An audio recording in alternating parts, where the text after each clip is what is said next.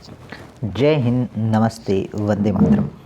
साथियों, आप सभी का स्वागत है आपके अपने परिवार समाधान स्टडी में। तो साथियों, आप सभी के लिए पुनः एक बार हमारा महत्वपूर्ण सेशन प्रारंभ हो चुका है और जिसमें आप सभी के लिए क्लास नंबर 4 आज मैंने लाया है। आज मैं आपको क्वेश्चंस करवाऊंगा बोर के परमाणु मॉडल से। जितने भी क्वेश्चन बनने वाले हैं, चाहे वो न्यूमेरिकल्स हो, चाहे वो बेसिक क्वेश्चन हो, हम लोग सारे इस क्लास में आपके करने वाले हैं। तो आई थिंक आप सभी लोगों के लिए काफ़ी इम्पोर्टेंट होने वाला है यह सेशन। तो चलिए, चैनल पर नए हैं, चैनल को सब्सक्राइब कर लीजिएगा। साथियों, एक क्वेश्चन मैंने कल आपको होमवर्क दिया था। तो देखिए क्या दिया था होमवर्क में आपको। बोला गया था कि किसी परमाणु का रदरफोर्ड परमाणु मॉडल एक छोटी सी सौर तंत्र के समान होता है। इसमें इलेक्ट्रॉन और नाभिक के मध्य कूलाम्बिक बल गणितीय रूप से समान है। तो देखिए, बात करें, मैंने आपको बताया था इसका राइट आंसर समथिंग ये हो गया था। ऑप्शन नंबर सी मैंने आपको बताया होगा कि दो पिंडों के बीच में लगने वाला बल उसके दूरी के वर्ग के व्युत्क्रमानुपाती होता है। ऑप्शन नंबर सी मैंने आपको बताया। चलिए नेक्स्ट क्वेश्चन की बात करें। ये देखिए, रदरफोर्ड मॉडल व्याख्या नहीं करता है। तो रदरफोर्ड के मॉडल की बात करें तो ये व्याख्या नहीं करता है। रदरफोर्ड का परमाणु मॉडल परमाणु की इलेक्ट्रॉन संख्या एवं स्थापित को समझाना असफल समझता है। तो साथियों सी, ये क्वेश्चन दोनों हो सकते हैं समथिंग। चलिए नया क्वेश्चन स्टार्ट करते हैं, ठीक है। देखिए साथियों, ये देखिए क्वेश्चन बोला गया है कि परमाणु के बोहर मॉडल की उत्पत्ति के लिए उत्तरदायी महत्वपूर्ण कारक हैं। आप सभी लोग बता सकते हैं, ठीक है। मैं आप सभी को 5 सेकंड दूंगा, आप 5 सेकंड में ये आंसर करके बता दीजिएगा कि क्या आंसर होगा, ठीक है। क्वेश्चन पढ़ने के बाद 5 सेकंड रुकूंगा, फिर आंसर बताऊंगा।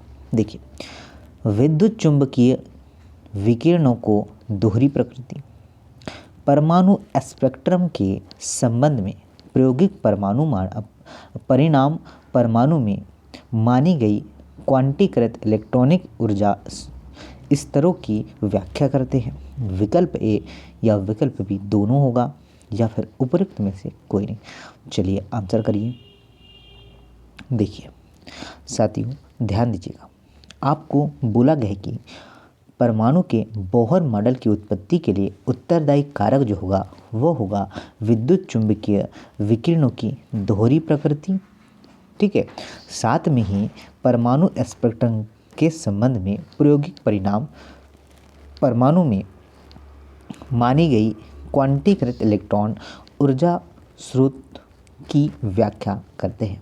तो जो आपका राइट आंसर होगा ऑप्शन नंबर सी होने वाला है, ठीक है।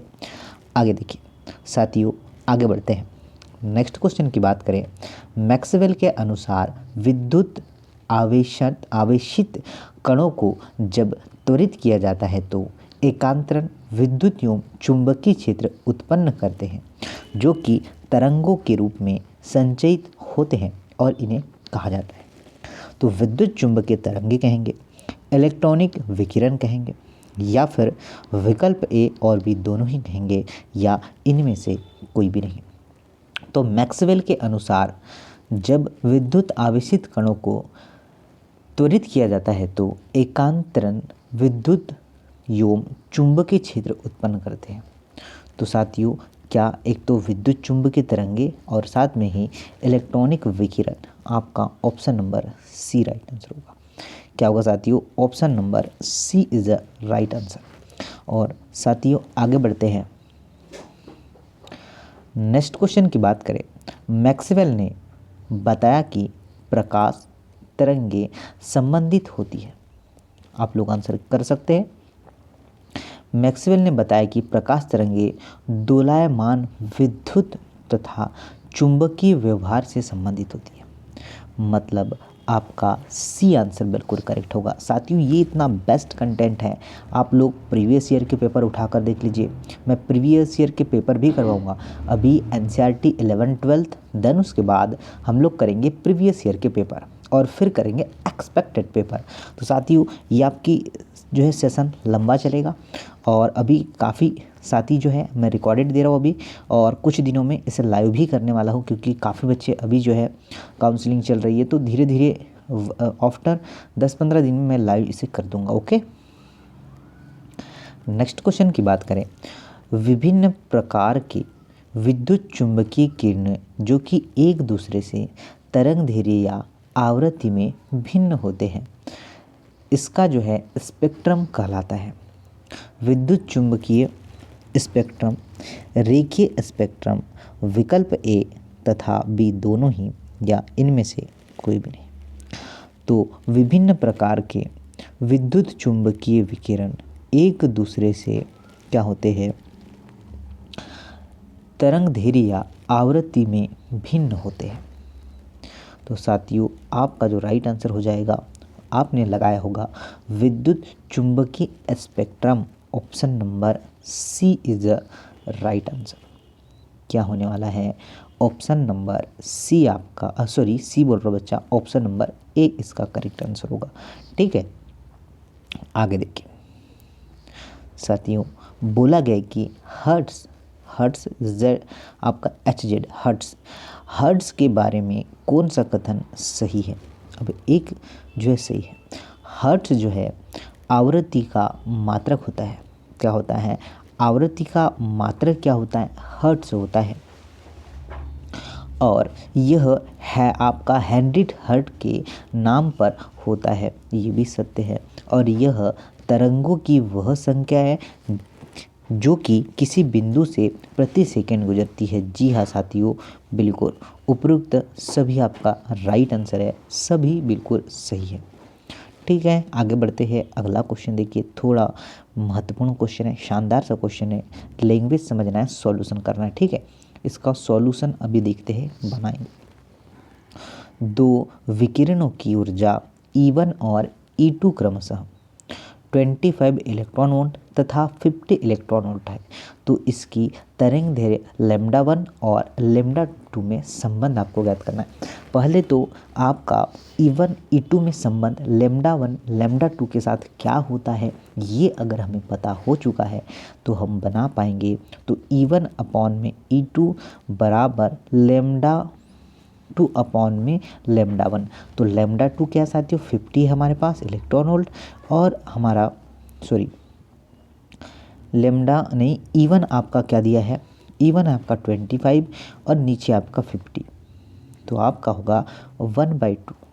क्या होगा, तो तिर्यक गुना होगा, तो क्या होगा आपका λ1 हो जाएगा, λE1 बराबर 2 λ2 हो जाएगा। समझ गए, त्रिक गुना। देखिए इसका मान हमने रख दिया 1/2, अब इसका गुना यहाँ होगा तो ये इसके साथ गुना हो जाएगा, और ये यहाँ पर आ जाएगा, λ1 का गुना 1 में हो जाएगा, तो λ1 बराबर 2 λ2 होगा। इज राइट, ऐसा सब सभी लोगों ने सही कर पाया होगा। ये क्वेश्चन आया हुआ है। अब देखिए थोड़ा अच्छा सा क्वेश्चन है आपकी स्क्रीन पर, देखिए क्वेश्चन को समझिएगा, आप लोग बना पाएंगे। प्लांक स्थिरांक का मान 6.63 × 10⁻34 जूल सेकेंड है, तथा प्रकाश की गति 3 × 10⁻17 नैनोमीटर होती है। निम्न में से 6 × 10⁻15 की पावर जो है सेकेंड आवृत्ति वाली क्वांटम प्रकाश के समीप तरंगदैर्घ्य का मान आपको बताना है नैनोमीटर में। बहुत ही क्वेश्चन है, आप लोग डायरेक्टली आंसर ला सकते हैं, बस आपको थोड़ा पेशेंस रखना पड़ेगा। जेई मेंस में, ये जेई के मेंस एग्जाम में क्वेश्चन पूछा गया था। साथियों आप लोग जान सकते हैं कि कंटेंट क्या चीज़ है आप सभी लोगों के लिए। आपको पहले तो ये पता होना चाहिए कि आपके पास दिया क्या क्या है। ये इस पर ना जाइए आप लोग, ये यूनिट पर ना जाइए, ठीक है।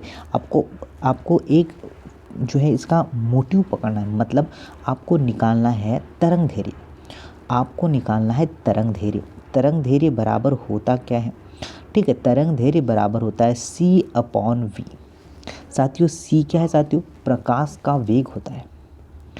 क्या है, प्रकाश का वेग होता है आपका c, और v क्या होता है, क्वांटम की आवृत्ति। आपको ये ना, तो इसको लिखेंगे हम लोग आवृत्ति। मान रखिए आपका आंसर आ जाएगा। ठीक है साथियों, अब चलिए मान रखते हैं, मिटा दो इसको, मान रखते हैं C/V में 3 मल्टीप्लाई 10^17 की पावर अपॉन में 6 मल्टीप्लाई 10^15 की पावर। कोई दिक्कत है? 3 से कितना 2 बार कट जाएगा, मतलब 1/2। इसका मतलब ही होता है 0.5। आधा का मतलब 0.5 होता है। मल्टीप्लाई ये कितना है आपका 17 है, ये 15 बार कट जाएगा तो फिर 10/2 की पावर बची रहेगी। ठीक है, ये होगा आपका नैनोमीटर में। ये क्या होगा साथियों? नैनोमीटर में। ये मैं लिख दूँ यहाँ पर 10, एक जीरो से एक जीरो कट जाएगा, बचा रहेगा आपका एक ही जीरो, तो ये हो जाएगा आपका 50। बताइए कौन सा साथी इस क्वेश्चन को नहीं बना पाएगा? साथियों आपको फॉर्मूला याद होना, कोई भी क्वेश्चन बन जाएगा। इस पर मत जाइए, मैं आपको पुनः कोशिश करूँगा, पुनः समझा दूँ, कोई दिक्कत है नहीं है। आपको जो जो चीज़ें दी थी, 2 चीज़ों से मतलब है, हमें इससे कोई भी मतलब नहीं था। वो तो आपको दिया था आपके नॉलेज के लिए कि आप लोग इसे कैसे डिफ़िकल्ट लेवल पर समझेंगे या इजी लेवल पर। V बराबर होता है C/λ, पर हमें निकालना है लैम्डा, तो ये C ऊपर चले जाएगा क्योंकि ये पक्षांतर हो जाता है। ये देखिए C यहाँ पर, ठीक है, पक्षांतर हो जाता है, ये तो आपको डेफिनेटली पता ही होगा। ठीक है, अब मान रखिएगा, मान आ जाएगा। मैं लास्ट टर्म आपको फिर बताऊंगा। 0.5 था और यहाँ क्या था? 10 मल्टीप्लाई 10 की पावर होती है क्या? जी हाँ साथियों। और ये तो साथियों आपका कितना है? नीचे 10 है, 0.1 बची है जितने शून्य, 10 से 10 कट गया तो यहाँ बचा था 5 और ये 10 multiply. Object is the right answer, सभी लोगों ने कर पाया होगा। अब बढ़ते ज़रा आगे। वैसे ही अभी काफ़ी न्यूमेरिकल करवाऊंगा साथियों, मज़ा आएगा आपको। केमिस्ट्री के न्यूमेरिकल जो एग्ज़ाम में पूछा जाता है, चाहे नीट हो, चाहे PNST हो, चाहे कोई भी एग्ज़ाम हो, हम लोग सारे न्यूमेरिकल्स आपके समक्ष करने वाले हैं। अब देखिए क्वेश्चन दिया है, क्लोरीन में 1 मोल क्लोरीन बंध के वियोजन के लिए आवश्यक ऊर्जा 243 किलो जूल पर मोल है। उच्चतम तरंगदैर्घ्य वाला प्रकाश जो कि आपका क्लोरीन बंध के वियोजन के सामर्थ्य है। चलिए सॉल्व करिए।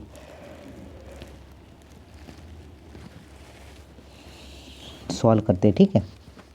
किलो जूल है तो यहाँ पर मैं लिख दूँ 43 मल्टीप्लाई 10^3 की पावर। ओके, कोई दिक्कत है नहीं है। आगे बढ़ते हैं।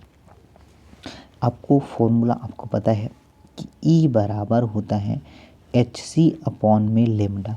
क्या होता है? Hc/, लेमडा का मान निकालना है तो E का मान नीचे आएगा, तो C/ ये आ जाएगा, E आ जाएगा नीचे। अब मान रख देते हैं हम लोग, ठीक है। क्या करेंगे? मान रख देंगे। आपको इसके पहले वाले क्वेश्चन में प्लांक का मान दिया था, क्या वो याद है? याद है साथियों, जो H का मान, ठीक है, H का मान हमें मानना पड़ता है, तो इसका मान होता है 6.626 मल्टीप्लाई 10^-34 की पावर मल्टीप्लाई ये C बार प्रकाश का चाल आपको पता है, 3 मल्टीप्लाई मैं हटा दूँ सबको, ठीक है, 6.626 मल्टीप्लाई 10^34 की पावर मल्टीप्लाई 3 मल्टीप्लाई 10^8 की पावर, और ये जो हमें दिया है कितना, ठीक है। अब क्या 6 मल्टीप्लाई 02 मल्टीप्लाई 10^23 की पावर, ओके 23 की पावर अपॉन में आपका मान दे रखा है 243 मल्टीप्लाई 10^3 की पावर। तो साथियों इसे जब अप्रॉक्स हम लोग काटेंगे, ठीक है, ये तो इससे कट जाएंगे 23 से, तो ये सारी चीज़ें कट कर आपको आ जाएगा नीचे 494 मल्टीप्लाई 10^-9 की पावर, और ये -9 की पावर ही नैनो होता है। क्या होता है? नैनो। तो आपका राइट आंसर आ जाएगा ऑप्शन नंबर बी, ठीक है। सॉल्यूशन आपको करना पड़ेगा, फास्टली सॉल्यूशन करना पड़ेगा, और रेगुलर हम लोग रहते हैं तो फास्टली हम लोग सॉल्यूशन कर सकते हैं, ठीक है। देखिए आगे देखिए, बोला गया है कि प्रति इकाई लंबाई में तरंगदैर्घ्य की संख्या कहलाती है। आवृत्ति तरंगदैर्घ्य जो है तरंग संख्या या इनमें से कोई नहीं।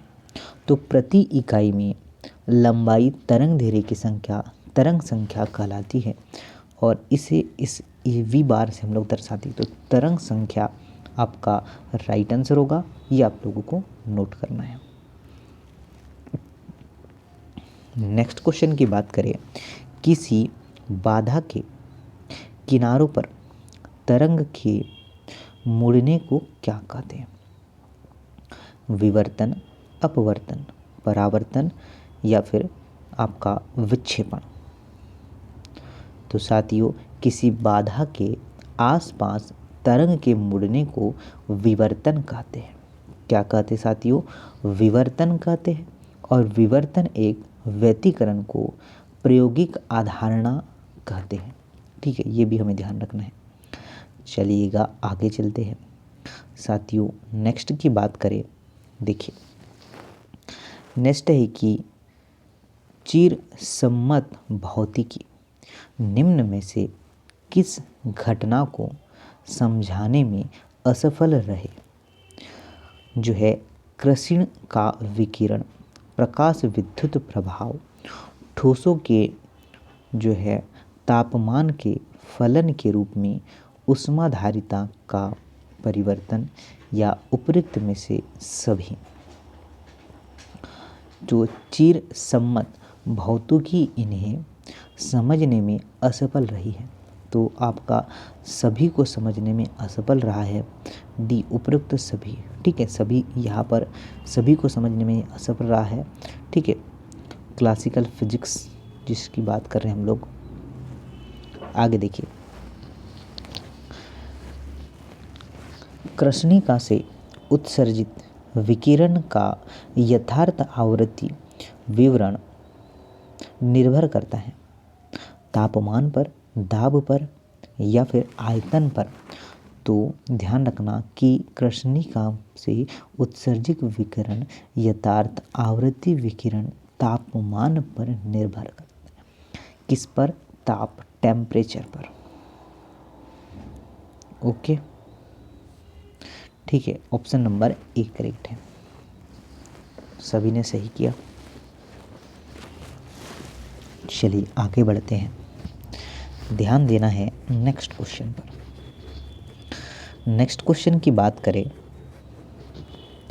दिया है कि प्लांक के अनुसार विद्युत चुंबकीय विकिरण के रूप में ऊर्जा की उस न्यूनतम मात्रा का उत्सर्जन होता है। फोटॉन, क्वांटम या फिर दोनों में ही या किसी में भी नहीं।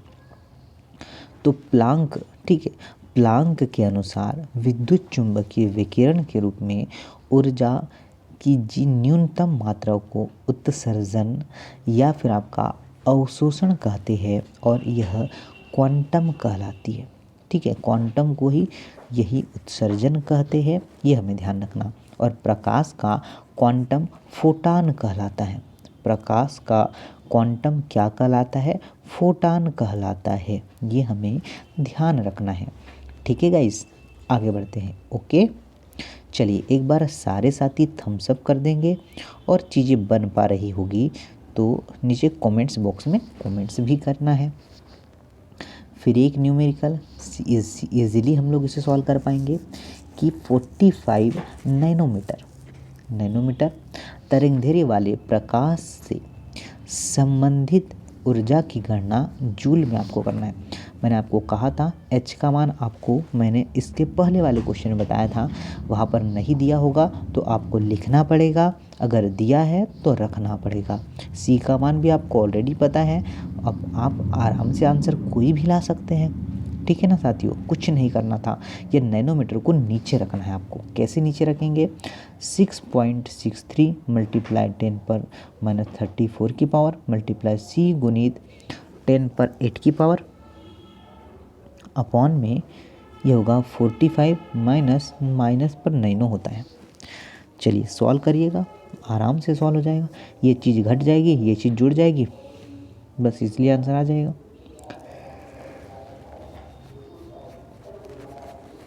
जैसे किसी को 15 टाइम काटेंगे फिर इसको ऊपर वाली संख्या से काट कर आप लोग आंसर ला लीजिएगा।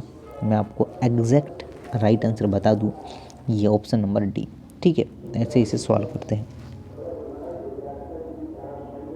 देखिए साथियों, नेक्स्ट क्वेश्चन की बात करें, प्रकाश विद्युत प्रभाव में उत्सर्जित इलेक्ट्रॉनों की संख्या अनुक्रमानुपाती होती है।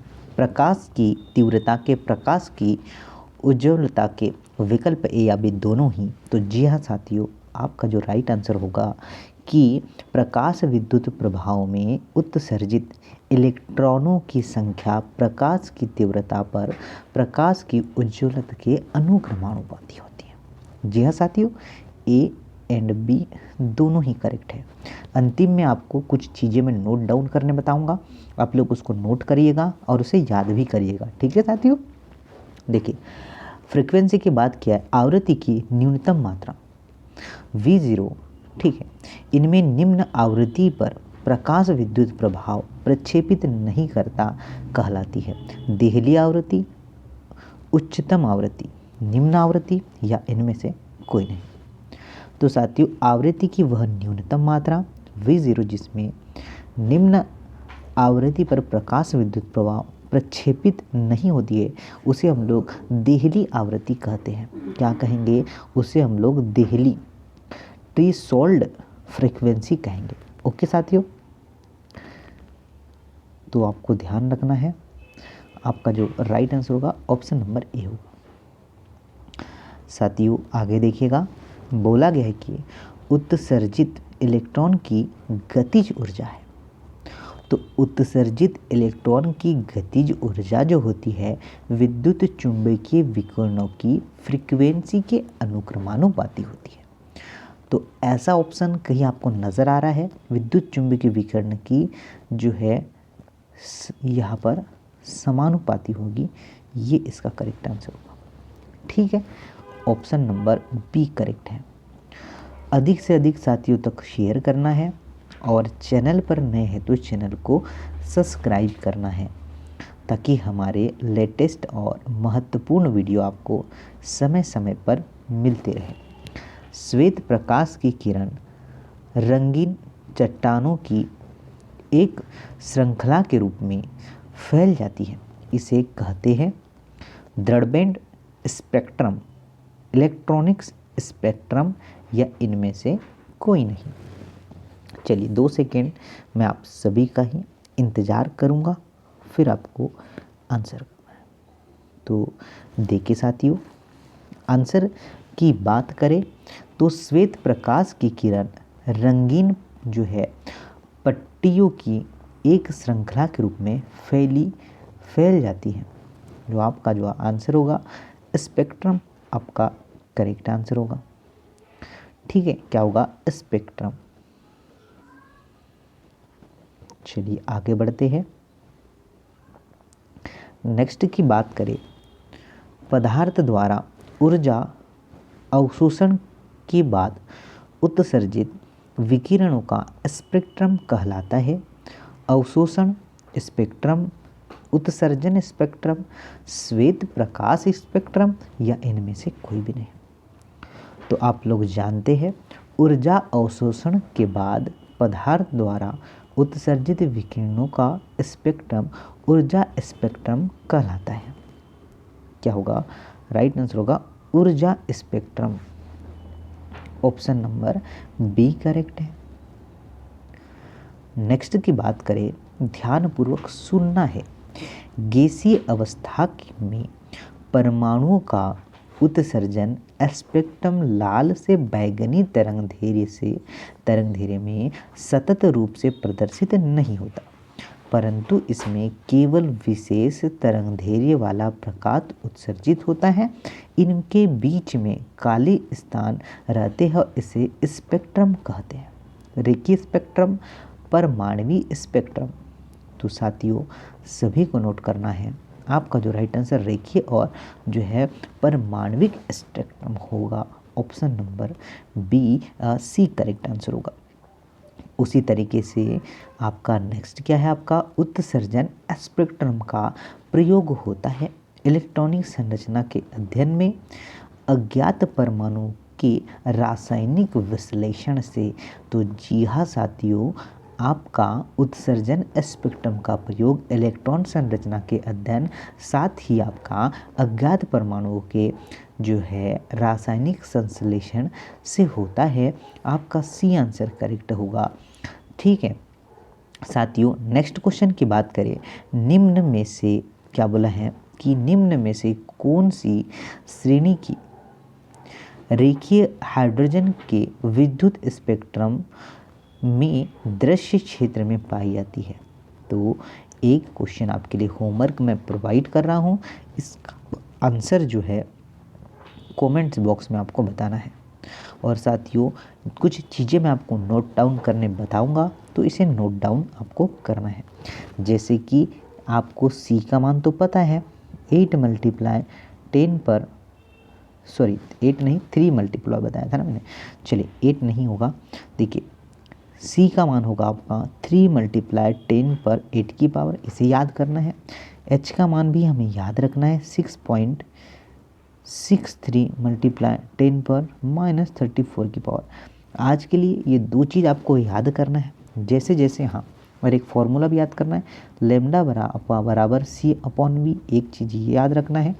ठीक है, तो जैसे जैसे मैं आपको पढ़ाते जाऊँगा वैसे वैसे कुछ चीज़ें आपको मैं नोट डाउन करवाते जाऊँगा, तो आप लोग नोट करिएगा। कल ये चीज़ें मैं पहले आपसे पूछूंगा, फिर मैं सेशन को आगे बढ़ाऊँगा।